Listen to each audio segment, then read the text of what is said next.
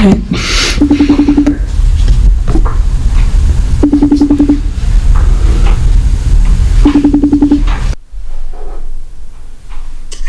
you doing? Good. How about you? Yeah, okay. Okay. So how's it look? Okay. Yeah, it looks good.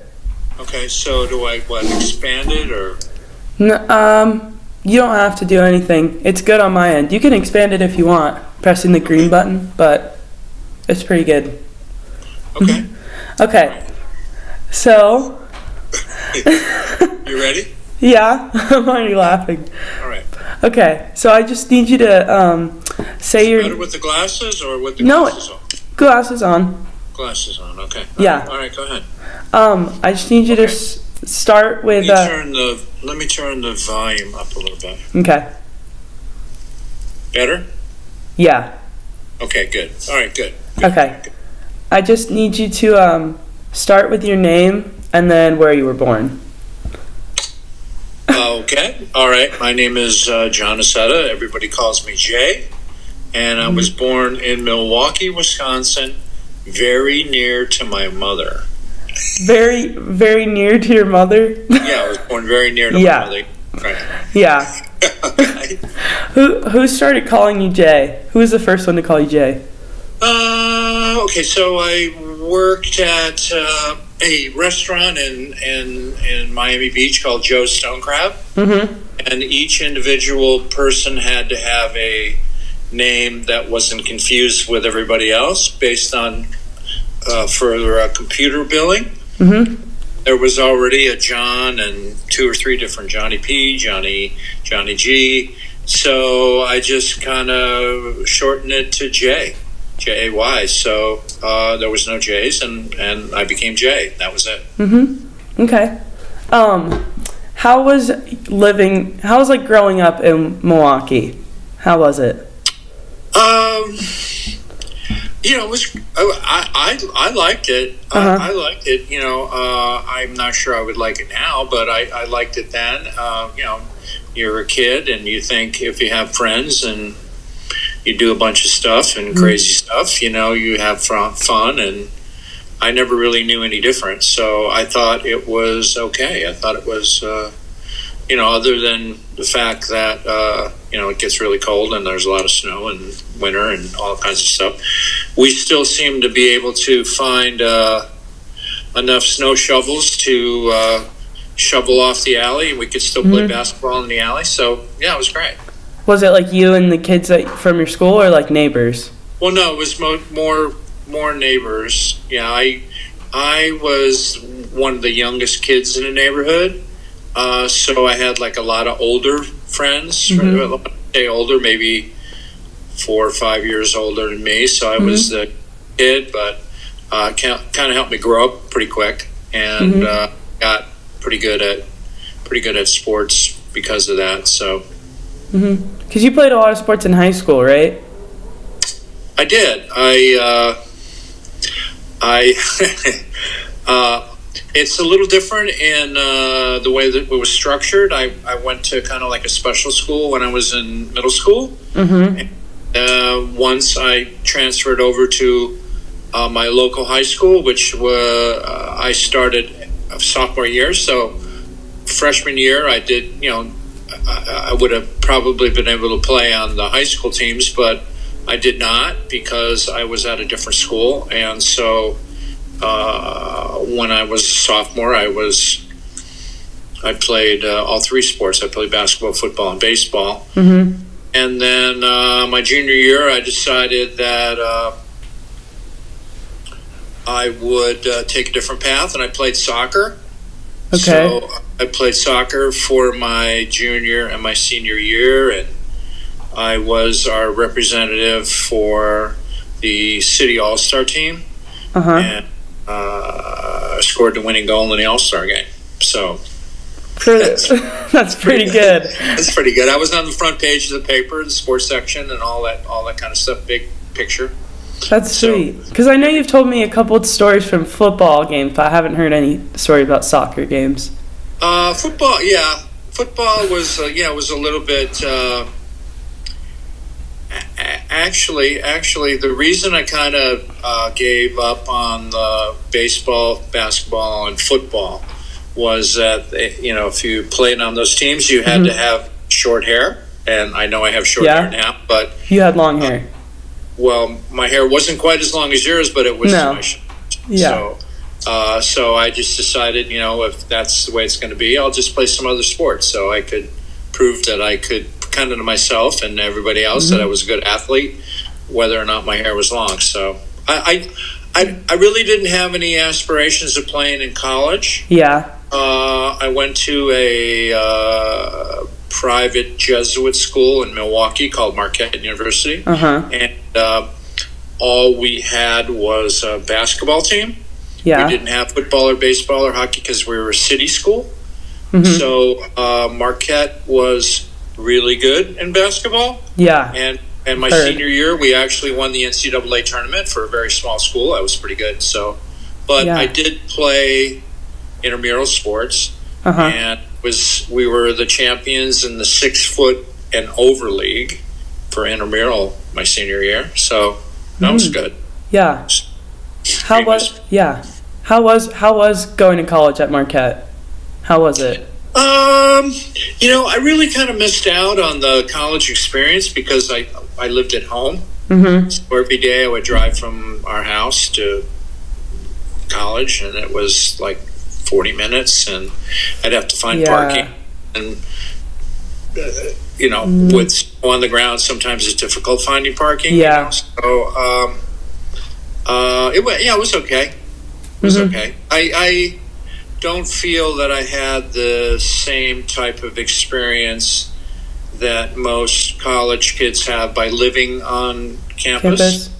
Yeah, so it kind of didn't really stunt me, but I didn't really have that many really good friends in college that were actually at the same college I was at. I still kind of kept my neighborhood friends, so not that it's impacted me. Yeah. But, Well, it's okay. Yeah. But what kind of car did you drive to school? So originally I had a Chevy Vega, which was kind of a small subcompact car. But I really wasn't. That wasn't really. It was a bad car, and it got really rusty really quickly. So I convinced my parents that we would I would get a different car, but I would split the cost of that by working. And had a Triumph Spitfire, which was a convertible, a little convertible car, 2-seater, which probably wasn't the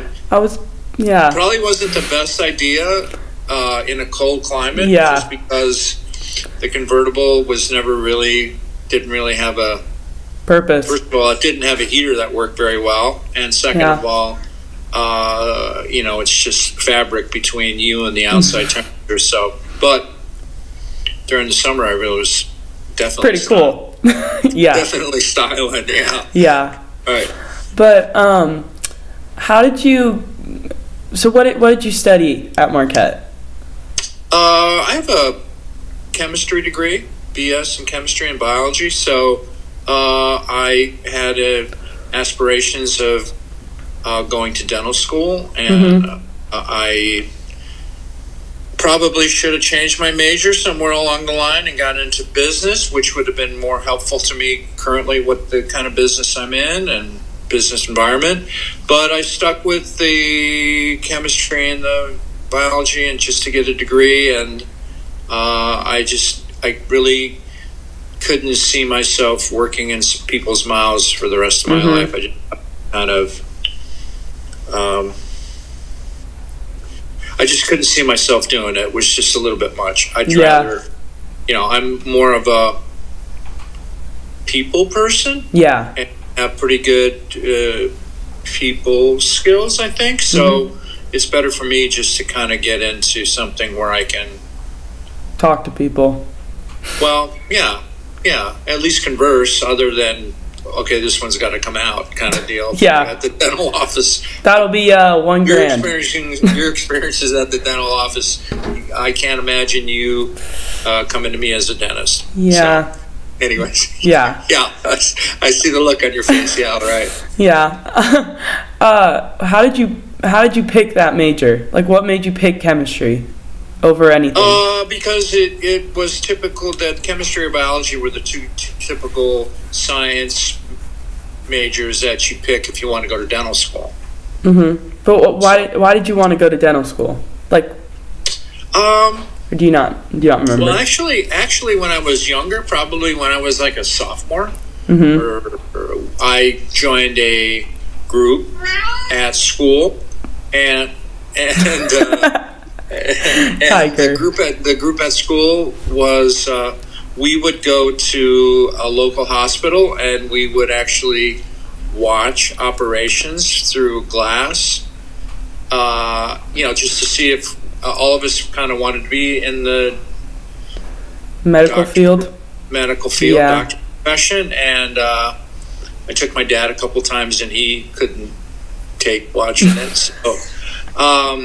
So I thought, at first I thought, honestly, I wanted to be a pediatrician. I really felt like I could maybe get on that path. But I didn't think it was actually in me to actually, tell a parent that their kid was not gonna, it wasn't gonna be a good solution or a good outcome for whatever they had. So I thought, well, maybe I'll still go into the medical profession, and maybe the worst I could say is we got to take your tooth out, And I thought, but it just, honestly, it's better, all things being equal, it's better for me to be, I think, doing what I'm doing. So I kind of like the business I'm in, and not that I've been in a lot of stuff. I've done many things, many things. So this is kind of the one that's kind of like easiest for me, actually. So. Yeah. You said you took your dad a couple times? I did. I took my, I was too young to drive, so he had to drive me to the hospital to watch the operation, and it'd be like 2 hours, and it wasn't working out. How was your guys' relationship when you were growing up? I was okay.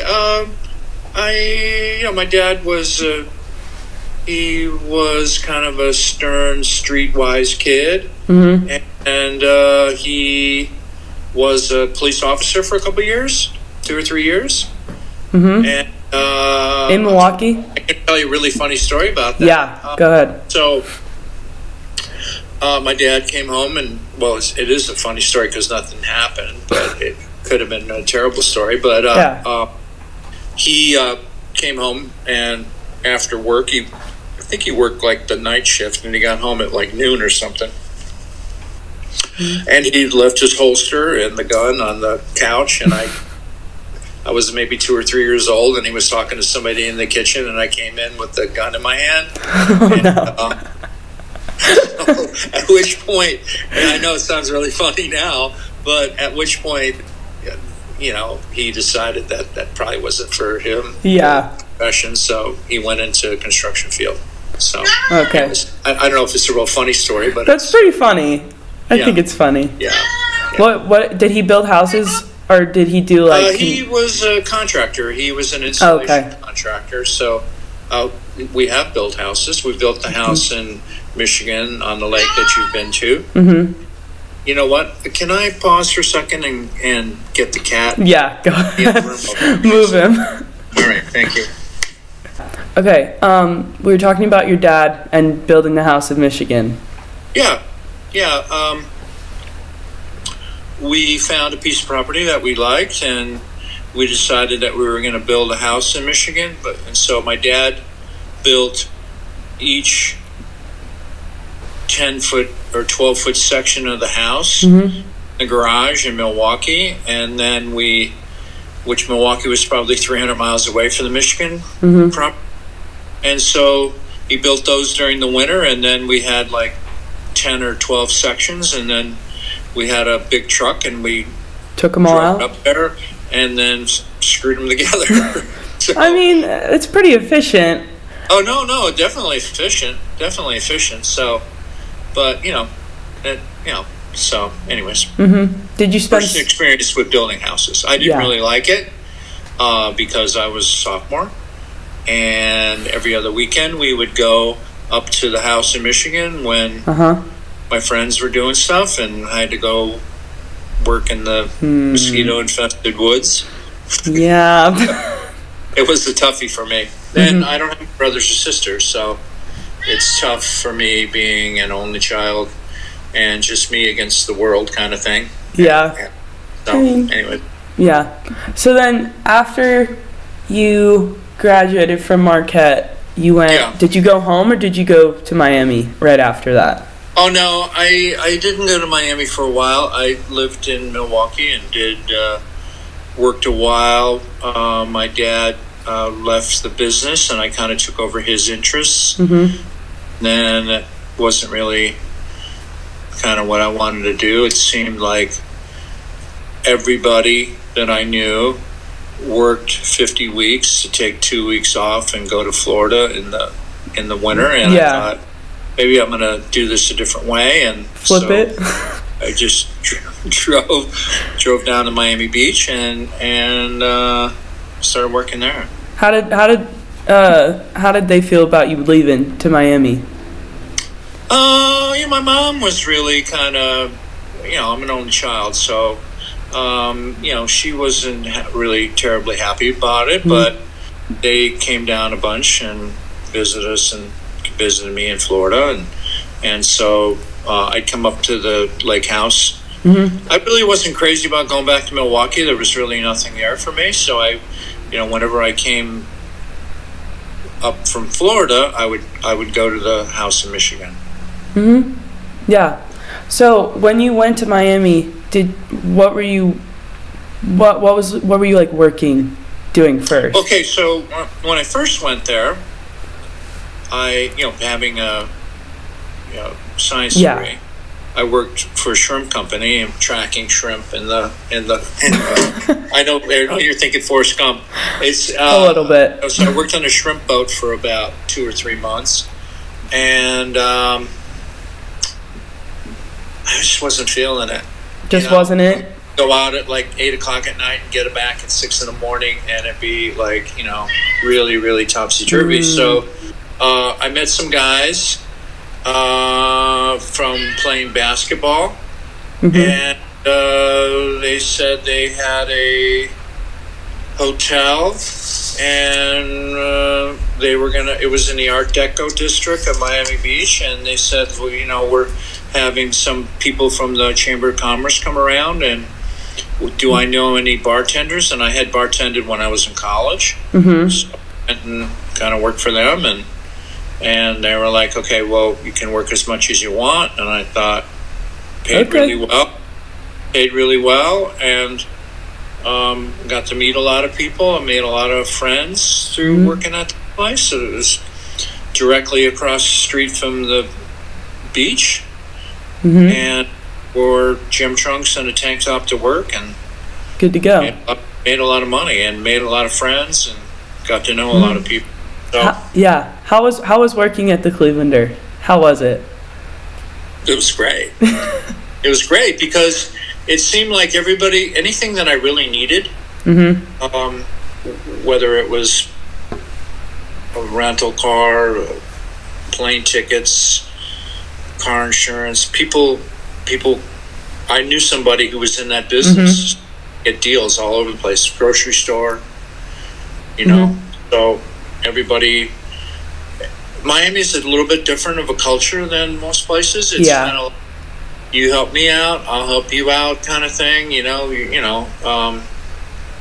got to the point where on my nights off, I think I worked 4 days a week. On my nights off, people would say, hey, will you come out? Will you come out with us and go out? We want to go to the clubs because I worked at a place like that. I knew everybody, and so I went to a club that had a huge line. I'd be able to get everybody in, whether it was in the exit or the side door or wherever. That's pretty. Right away, and then and so anyway, so that was helpful. Yeah. So I was sort of I had a little bit of popularity because of the fact that I knew everybody. That's helpful. So I think you told me once that when you were at the Cleve, I don't think it was at Joe's, but I think it was at the Cleve that there was like a Prince concert or something. There was, yeah. Prince opened up a club about 3 blocks away, and he had a grand opening night, and I think it was like on a Tuesday or something like that. And maybe it was either Tuesday or Wednesday. I think maybe it was a Wednesday night. Yeah, I worked on Wednesday night, and a lot of people were coming in to the bar that I worked at because they were like, "Oh, the line is so long over there, blah blah blah," and there's thousands of people out there, and so we're not going to wait. And so I thought, but it was pretty, it was grand opening, right? So the next night was Thursday, and I also worked Thursday night. So I worked Wednesday, Thursday, Friday, Saturday. And so Thursday night after my shift, which ended around 2:30 or 3 o'clock, I thought, well, maybe I'll go over and see Prince's new club, Yeah. And check it out. So I get over, there's no line, come in, and I was there with a couple of people and kind of walked up to the stage, and we're having a drink and just kind of talking, and Prince came out and did another set, and he was probably, I don't know, maybe 10 feet away from us, 12 feet away from us. There was hardly anybody there, and he did a full set for probably an hour. It was pretty good. That's pretty sweet. Pretty good. He's really a small little guy, but he is very, very. He's small, like short, or just like skinny? Yeah, no, Prince is probably about 5'3" or 5'4". Pretty small for a guy. Was this still when he was like the symbol, or was he? He was the symbol, yeah. Yes, yeah. Okay. The artist formerly known as Prince was how everybody introduced him, and it was kind of like a little joke. Well, hey, you can be who you want to be, I guess. Yeah. Fake it till you make it. Exactly. So what other people did you meet in Miami? Like. You mean what? Like celebrities? Yeah. I mean, you met Prince, so you were close. You saw stuff like that. So were there like other celebrities around there? Yeah. I mean, people would come. I'd see guys from NBA players, NFL players would come in because we were a pretty famous bar. And I knew a lot of the guys from ESPN. They would come. Chris Fowler and Steve Levy, and guys that are pretty big in ESPN. And I had a buddy of mine who worked for HBO, and he did Wimbledon. And so when I was courting your mother, we said, "Are you interested in going to Wimbledon?" She said that you could never get tickets. And of course, I said, "Okay, well, I'm going to come over to London and we're going to go." And she said, "Well, I'm not taking off of work unless I know you have tickets." And I said, "Okay." So came over, and I said, she goes, "Where's your tickets?" And I said, "I don't have tickets. I just have the guy. I know he's there. He's there, and I got his number, and I talked to him, and he's there." So we never ended up getting tickets because we came in.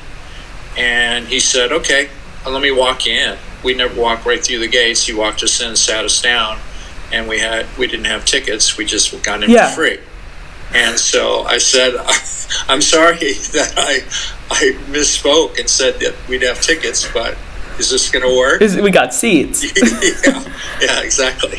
That's so funny. Then it was okay. I guess I passed the litmus test for being a good boyfriend, I guess. Yeah.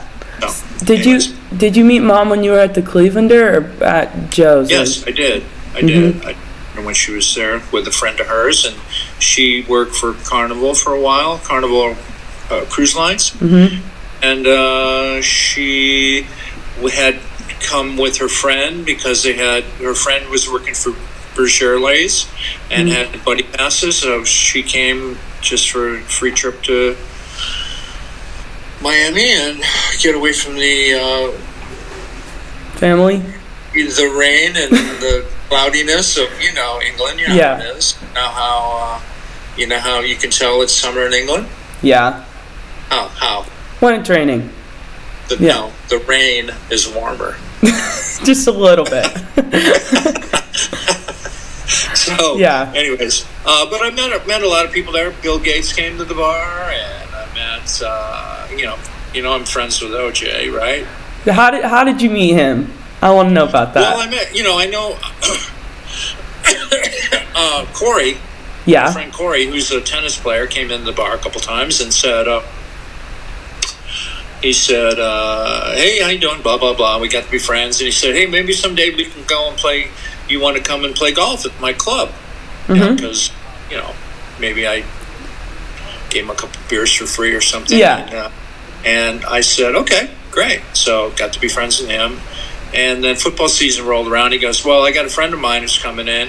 Are you interested in playing golf? And I said, yeah, maybe. He said, well, it's OJ. And this was prior to all the... Yeah. This is back in the probably 90, 91, something like that. And OJ worked on the sidelines for NBC. He was the color analyst on the sidelines for the NFL games. And so I got to meet OJ and got to be friends. And, we went to his house a couple times when he was in Brentwood and went to some great parties. And he was just, I never really treated him anything different than just a friend. A lot of people never did, and so I just treated him like a regular guy, and he kind of liked that. So we got to be friends, and we're still friends now. I know a lot of stuff has happened. Yeah. But he is, I'm in his fantasy league. He has a fantasy football league, and I'm in the fantasy league. And in fact, I did have a picture. I just got a picture. He just went to Florida. I saw that. It was a picture with Shaq, right? Yeah. Yeah, right. So we're still friends. Here's the way I look at this. Here's the way I look at the situation. I know it's probably different than most people do. Yeah. Good. He has always been civil with me. And he's never really mistreated me. So I can only judge him on my interaction with him. That's fair. There's some things that happen that, some unfortunate things happen.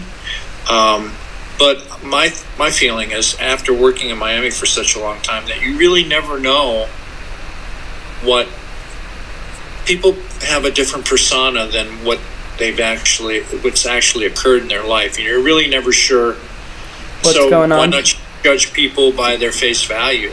As long as if they're bad to you, then why would you want to be friends? Yeah. I know it's kind of weird. Who am I to judge? I'm just a regular guy. I'm not, that's just the way it is. I judge people on how they treat me, so. Yeah. So and then when you're working at the Cleve, did someone there tell you about Joe's? Or did you just find Joe's through other people? This is going to sound funny. Yeah. So, like I said, once again, I kind of was fairly good at sports. So there was these guys that came in one night and said, hey, we're having a softball game, blah, blah, blah. Are you interested in playing? I said, yeah, sure, why not? It was like during the day, so I knew I was off. And it turned out it was the guys from Joe's that had this softball thing that they were playing a couple times a week. And so I got to be friends with them, and they're like, well, hey, look, if you're interested, you could always come over and we'll probably get you in. And Joe's Stone Crab is probably one of the most famous restaurants in Miami Beach. Yeah. And it has a stone crab season. So the restaurant was open from Labor Day to Mother's Day and not open during the summer. So those guys were off during the summer months, right?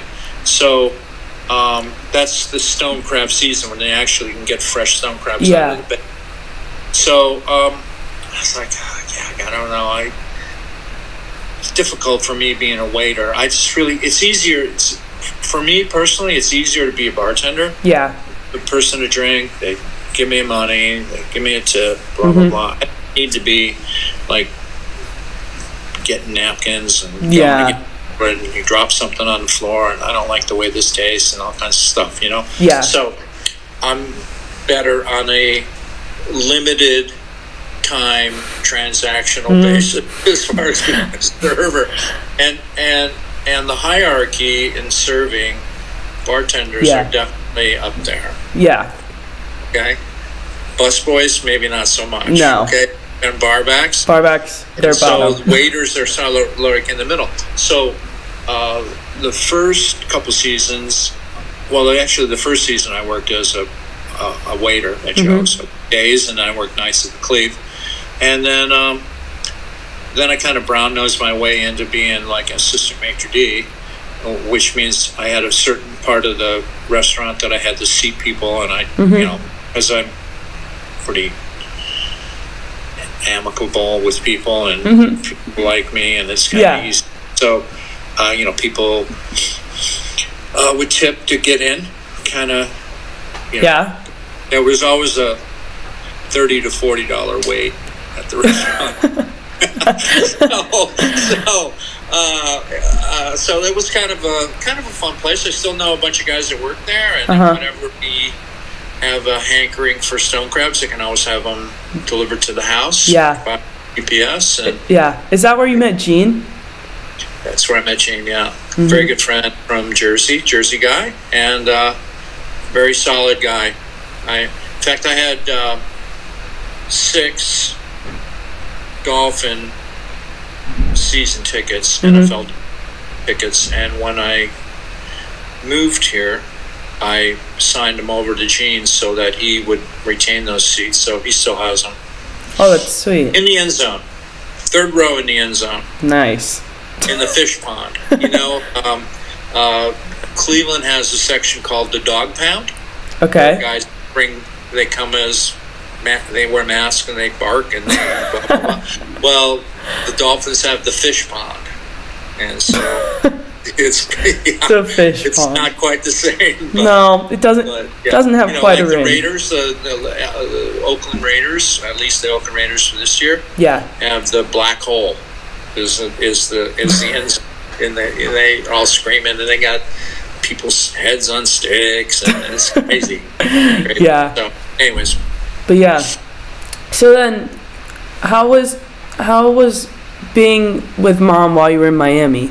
Because she was in England, right?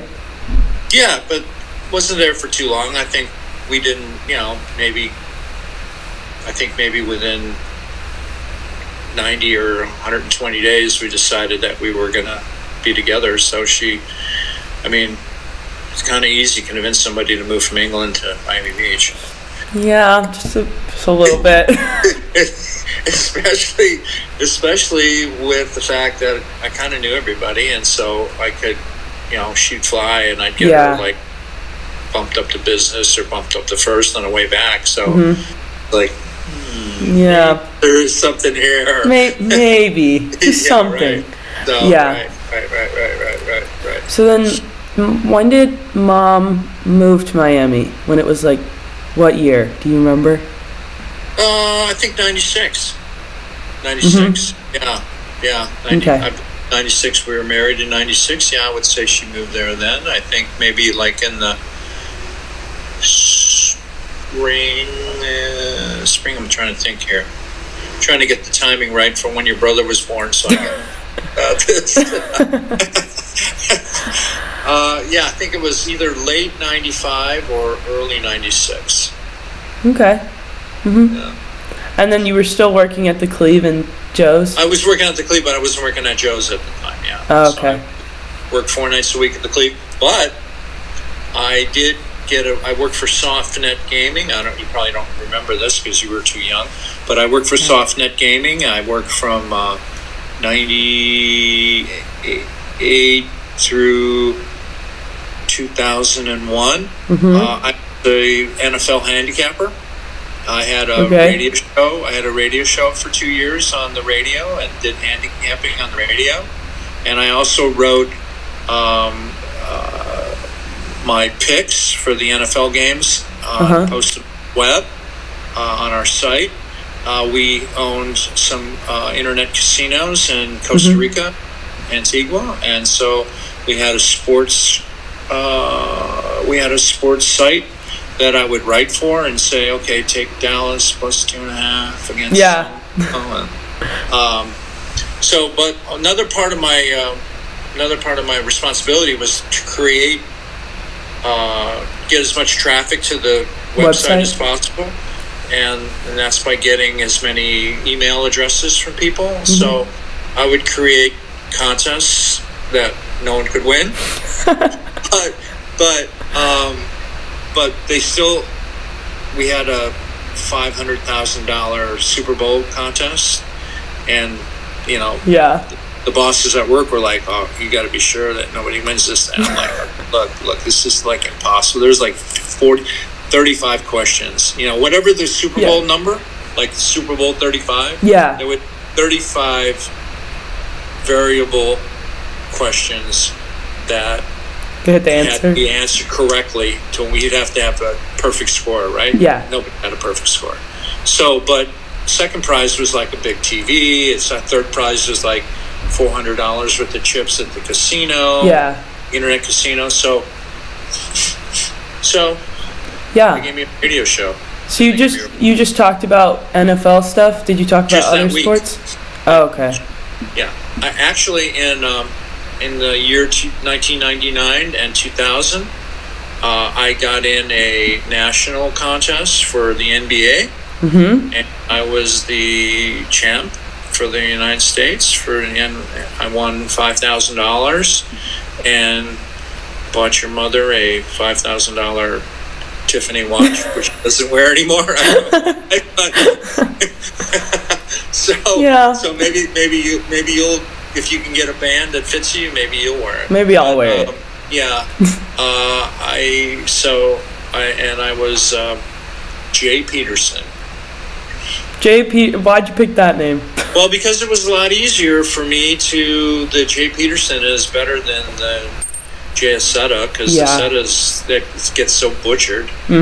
That Peterson just seems easier to do. And I did also do a pilot for a television show. I don't know if I ever showed you that video. No. Did a pilot for a television show. Yeah. It was sort of based on kind of like dialing, like not dialing for dollars, but it was a trivia show. Okay. And we were going to go around to different venues and hold the show at different venues, and there was prizes given out with that too. So that was interesting. So, but never got picked up by anybody. But I do have the videotape. It's VHS. That tells you how long ago it was. Yeah. But anyway, so I'm for anything. Yeah. So you said you picked Peterson. Isn't that one of? That's my mother's maiden name. I was going to say I've heard that last name before. Yeah. Right. Yeah. Right. Just easier. Easier to. Everybody pretty much can spell Peterson, and and just seems like a good persona. Yeah. Sort of. I think. I don't know. I think so. How was Miami with me and Jackson? Well, let's see. Jackson went to like a Catholic school that was 90% Hispanic. Okay. And you, so it was called St. Patrick's, but majority of the kids that were going there were Cuban. So he had a lot of friends that would come over, and we had a big backyard at the time. You probably don't remember. No. But you were kind of you like to roam a little bit. I've heard that. Just walked out through the front gate. You were down like 4 or 5 houses down the street, and I found you. And then, of course, it was not it was not a good scene at home. But I think really kind of the thing about the reason that we really came to Southern California is because it was really very difficult for you guys to be outside without getting really hot during the summer. And your mom couldn't stand it because she's from cold climate. Yeah. And so we kind of decided on coming to Southern California, where it's pretty much temperate here. So, and I'd been to a couple Super Bowls in Miami or in San Diego. And thought it was a great place. Pretty cool. Well, I think it's pretty cool. I don't know. You know, it's. I like where we live. I'm happy with it. Other than the fact that it's, you know, the most southwestern city in the United States. I mean, you know, we go over the bridge and we can see Mexico, right? Yeah, it's pretty cool. Yeah. And Mexico didn't pay for the bridge, by the way. But, yeah. So, you know, it's kind of remote, and that didn't help because, I guess on one hand it helps because on the one hand it doesn't help because it's another 5 hours for a trip from England to, you know, Miami used to be 7 hours. That would be nice. And now it's 12 and a half hours, right? Yeah. So, but on one hand, it's like, okay, that kind of prevents a lot of people coming to see us because it's a lot farther than anything. Yeah. So anyway. But in Miami, when did you guys get the Disney Vacation Club? Like why? Let's see. We bought it. Well, I had a friend who I met at the bar, of course, and he had radio stations in Los Angeles. He was a Dodger fan. He owned the 2 Spanish radio stations in Los Angeles area, and he had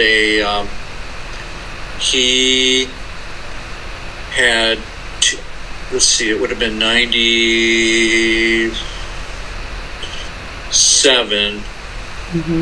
The Marlins were in the World Series. I bought his tickets. He had 4 tickets for each game at home in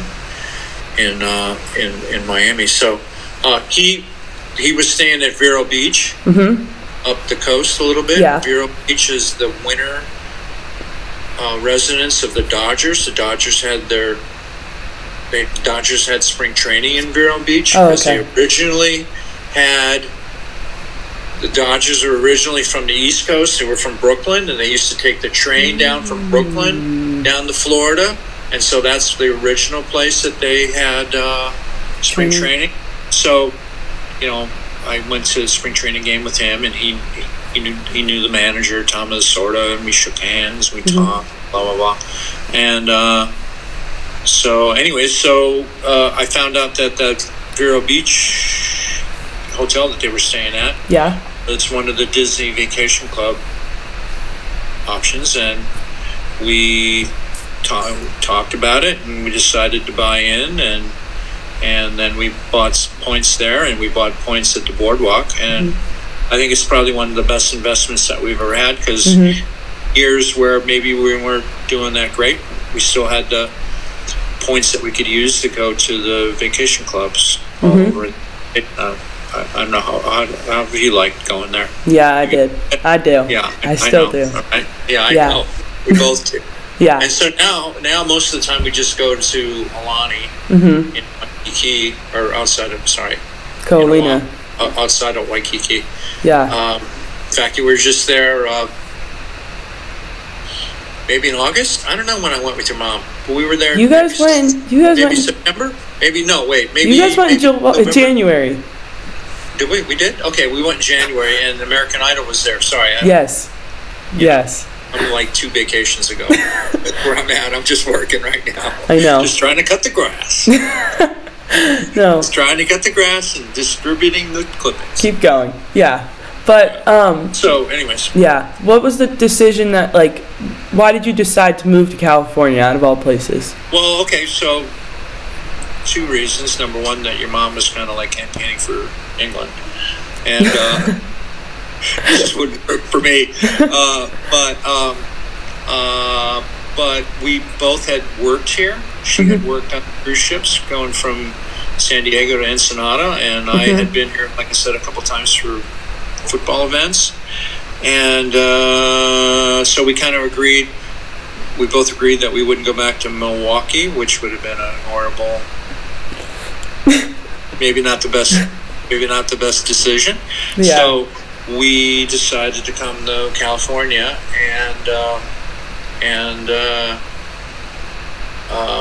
so of course, I had friends in Florida who recommended friends out here, and so I was kind of like in the pipeline, and then I've been doing some remodels in Florida.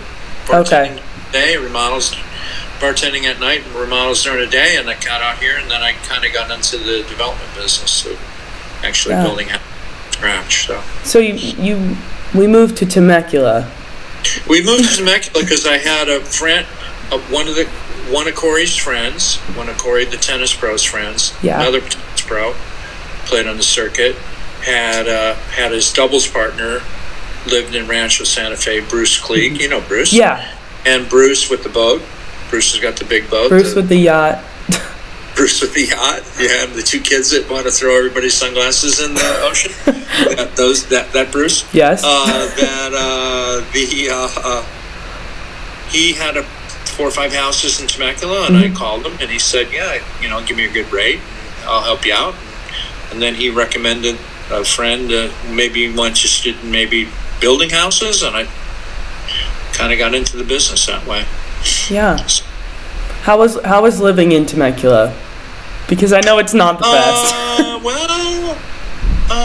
Jackson was probably 4 at one point. He was playing Little League, one season I did not see any of his games because, I leave work at 3:00, and was like a 2.5 hour, 3 hour drive, 2.5 hour, at least 2.5 hour based on traffic. So when we had an opportunity when the business really got good, I said, let's just move into the city. So yeah, because you were driving from Temecula to San Diego. Correct. Yeah. Yeah. So if I didn't leave the job site by 2:00, I might as well leave at 6:00 because traffic was bumper to bumper all the way up there. So it can be very frustrating. Yeah. And then I remember when I was younger, you were going on trips to like Wyoming.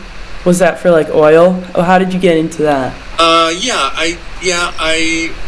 had an office in Casper, and Wyoming has 500,000 people in it, and so a little smaller than what I'm kind of accustomed to. But we had I worked with some geologists up there, and we had some oil interests in a couple different states. So kind of didn't go that great, but real estate wasn't doing well, and so I kind of decided to get in a different business. So did you just find that out of nowhere, or did someone talk to you about it? No, I got recommended to these guys. A friend of mine had his brother worked for them, and met his brother at a Christmas party, and said that they needed somebody up front that could go and talk to people and see if they would be interested in divesting their ownership of fields in the United States. We had certain targets that we were chasing. So once again, my people skills that I kind of developed bartending, I guess. Maybe I had them all. Maybe I always had them. They just finally came to the surface.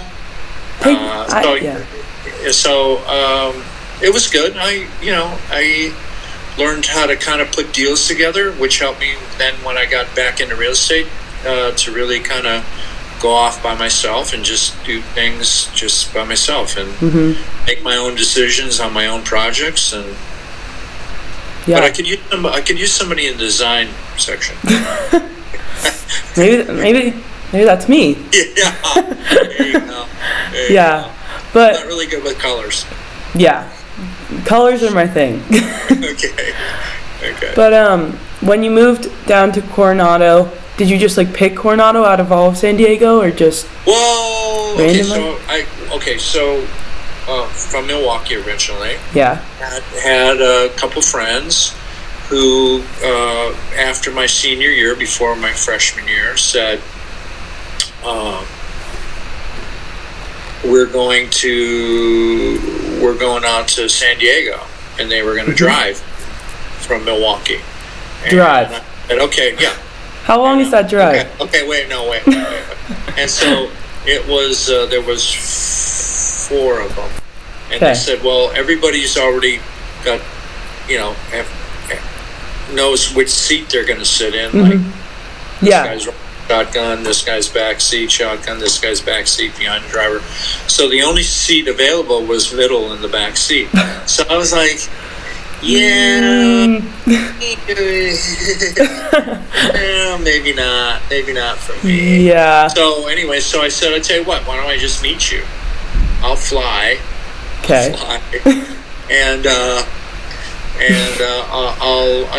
worked a couple extra weeks because it took them maybe 7 or 8 days because it's not close. It's a long way. Yeah. It's a long way, and they were taking their time. They stopped at all the Corn Palace and all the Black Hills and all kinds of stuff. And I just want to get out to California. So of course they weren't at the airport to pick me up. So I met a guy on the plane.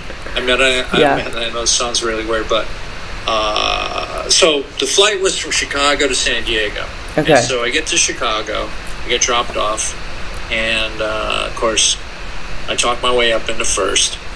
Yes. Yeah, I know. Okay, so you've seen that in action. So so I sat next to the guy, and he's like, "Hey, so college kids are sitting up here." I go, "Yeah, kind of like it, kind of." So then when I got to the airport, he was like, "Well, at the carousel, where's your ride?" I said, "I don't know." She goes, "Well, my wife and I can give you a ride." So gave me a ride from the airport to. My friend had an apartment really near Balboa Park. Okay. On 5th Street, not on 6th, which is right across the street from the park, but the next street over. Yeah. And so they dropped me off in front, and of course I rang the doorbell, no answer, nobody there. Midnight.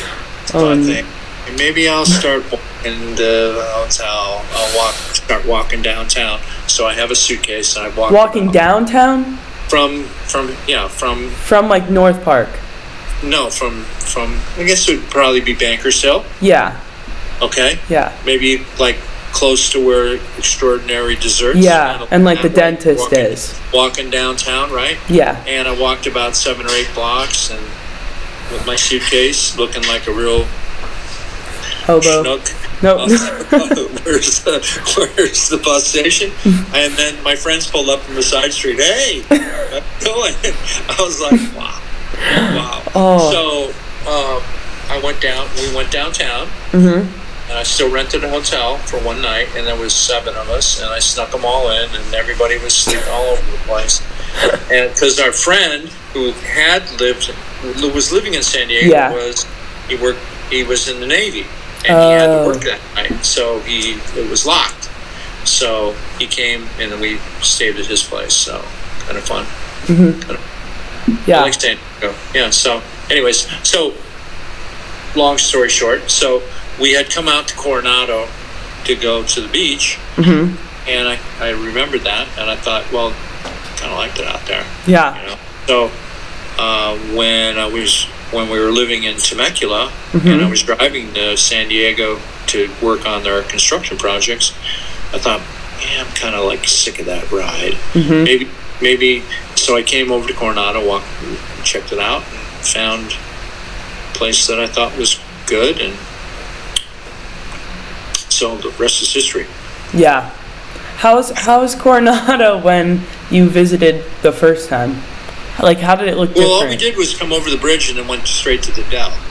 Okay. So, and I thought it was kind of was a little bit starstruck because, Morgan Fairchild was doing a commercial on the beach, and I thought, wow, this is pretty cool. I was wow, this is like Hollywood. Yeah, and Adele's been in movies too. Yeah. And we have beaches in Milwaukee because we're on Lake Michigan, but none where the sand is. Yeah. And the water's a little chilly here, but not just a little. Not like Michigan, so no, not kind of chill. Yeah. So then, how was did you have to convince Mom at all to move down to Coronado, or no? Was it just easy? Well, we talked about it, and we came and we flew into LA and we drove down here and drove around, and I kind of had negotiated being able to have a house in Temecula prior for us actually traveling out here. Mm-hmm. And so we looked at it, it seemed really family friendly, Temecula, I thought. Mm-hmm. And then, once I started doing the other deal, the actually building houses, developing, it just made sense to move into closer. And, I put the deal together so we could buy, and we had owned a piece of land in Temecula. Really, when first time we came out in prior year, her and I, to think about it, and I thought we were going to build on that, and I bought it for like 105 acres up on top of the hill, beautiful, pretty good. Yeah. But then when we finally came, then I was thinking, I don't know if I want to Temecula far away from the action, right? Yeah.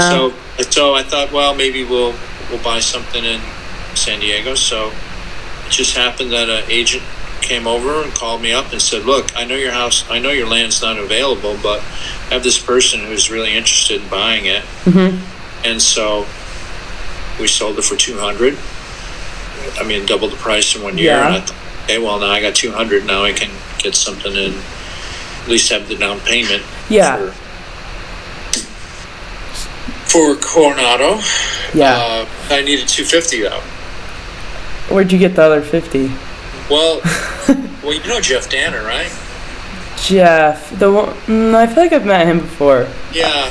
Well, he was like we had this Tuesday night group at the bar, and he's a lender, and kind of said, look, Jeff, I'm looking to move in town, but need to borrow some money. I'm trying to put the deal together. He goes, oh, okay, I'll lend it to you. So easy. Well, I was doing a lot of work, so it wasn't like I was like mooching off of him or something. No. So, and he's been a friend for a long time, and we're still friends. And Jackson and his son Chip, Chip are friends, and we've been to a lot of Padre games together. So, yeah, they're the ones that we went to the box a couple of times with, right? No. Yes. Yeah. I remember going to the box plenty of times. Sweet. The suite. Yeah, right. The suite. It can be fun going to the games. Could be fun, depending on where you're located. Well, if you're at the top in a regular seat, not really the good spot to be. But if you're in a suite, well, it's kind of cool. The food's unlimited. The bathroom's right there. Yeah. It's in the box. You can watch the game on television if you don't want to. Or you can watch from the balcony. Either way. Right, exactly. So, yeah. Yeah. I remember the house a little bit in Coronado, but how long did you keep it before you decided to tear it down?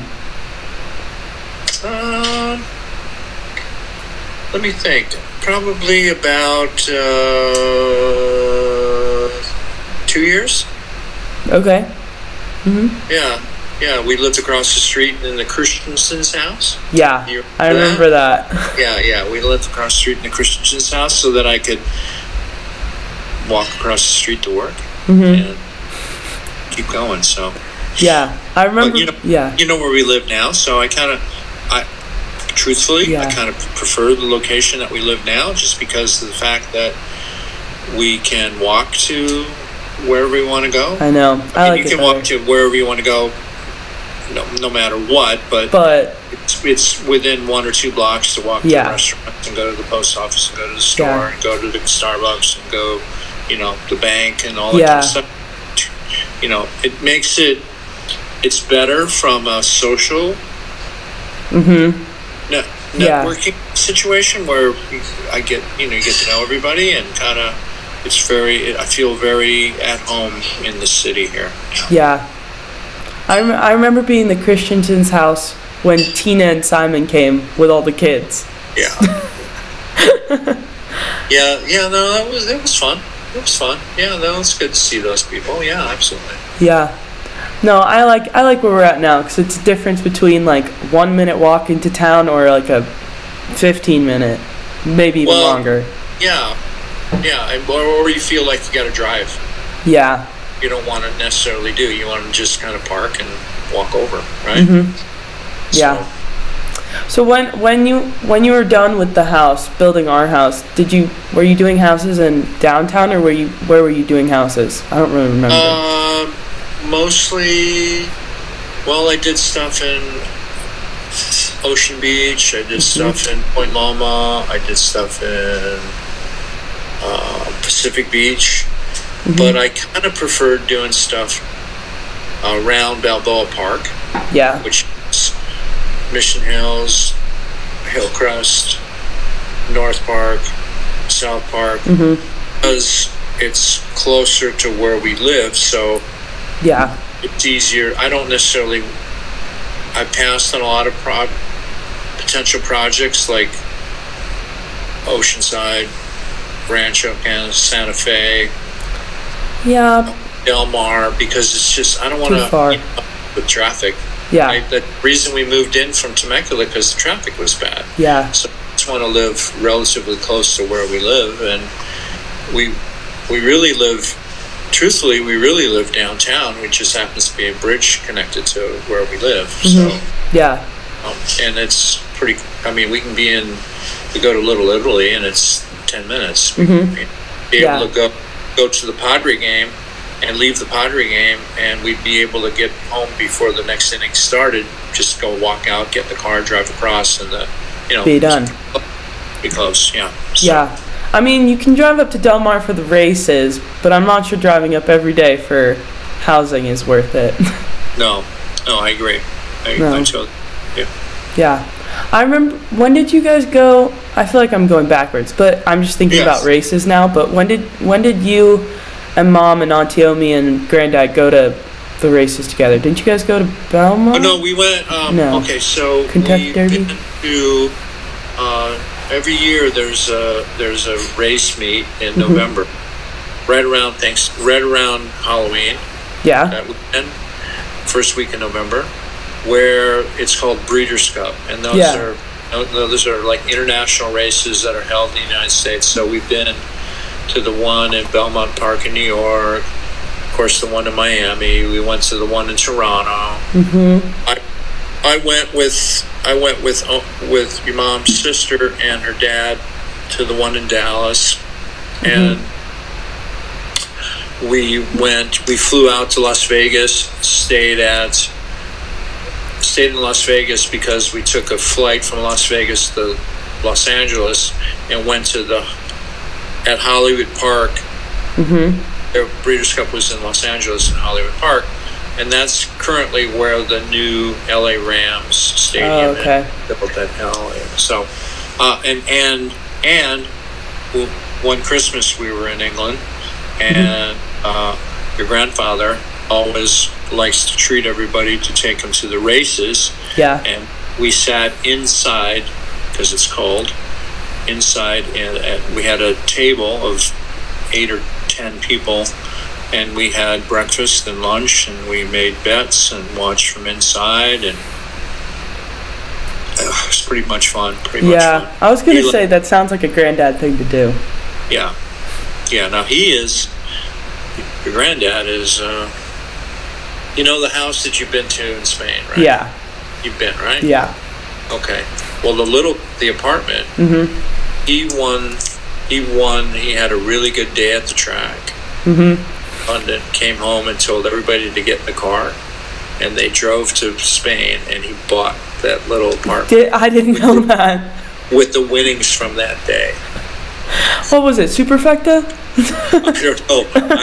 I don't know what he won, but he won enough to buy the little apartment. That's crazy. Now that is a good story for a couple of reasons. Number one, that they still have that house, the little apartment, right? And number two is that he didn't have the opportunity to go back to the track the next day and lose it back. Exactly. Right? So take the money, take that bag, get in the car, and drive down there and get the vacation house. I mean, I can't imagine that conversation now. If you and Jackson and your mom, I came home and said, okay, look, we're driving to, it's 13 hours from here. Maybe Mexico? Well, no, we're not going down that way. We're going in a different direction. Salt Lake. Yeah, maybe Salt Lake, and I got this big bag of money, and we're going to go and buy something immediately. Like, wow. Mom would be like, I think that's a classic gambling story, because that's kind of why I got along with Granddad. Was, he was a bookmaker for a while, had some bookmaking shops. He's an avid gambler, and me being in the handicapping business in Miami, kind of like as a kind of mix. Yeah. Our mutual ground is horse racing. So, but gamblers are typically an unhappy lot. Yeah. They're usually unhappy because when they bet and they lose, they say, oh, I'm so stupid, I lost something, I negatively impacted my family, I'm an idiot. But when they bet and they win, they said, I am just an idiot because I should have bet more. So they're naturally unhappy in general. So I feel like Granddad hasn't been that unhappy, but I think he's pretty... Oh, no.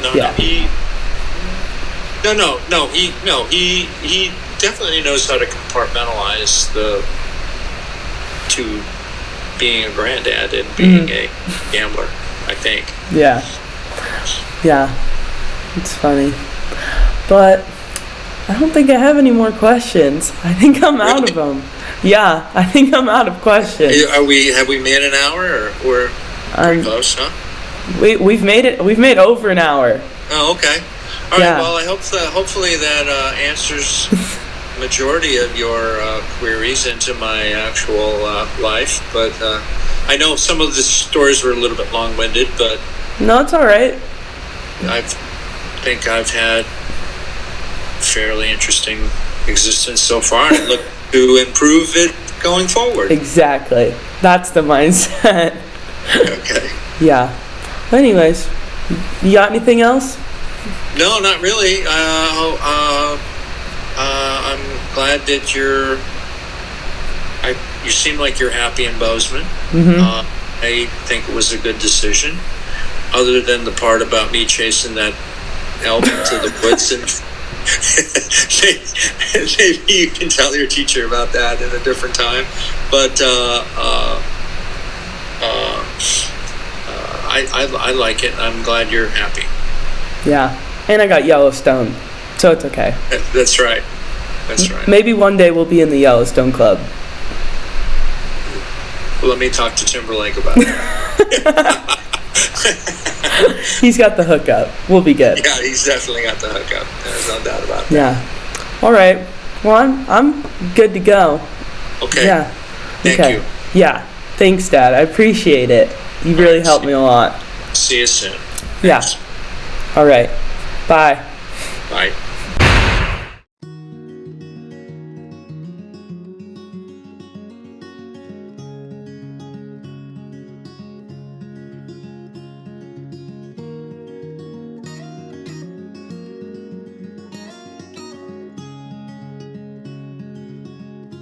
In the morning when I wake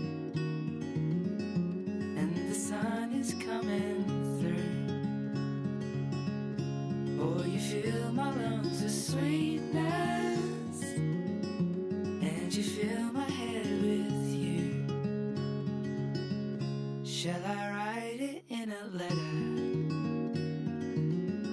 Shall I try to get it down?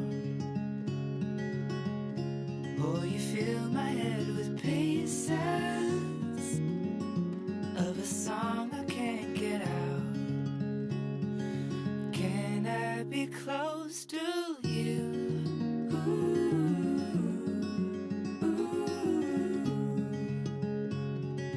Can I be close to you?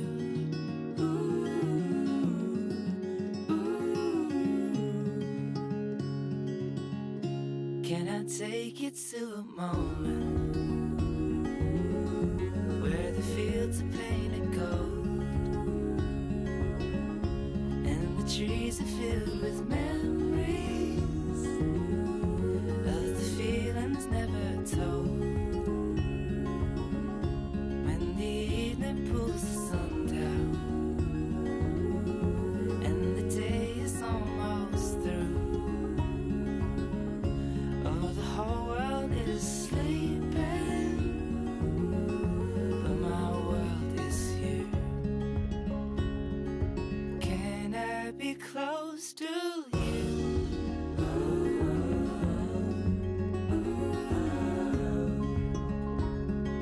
Can I be close to you?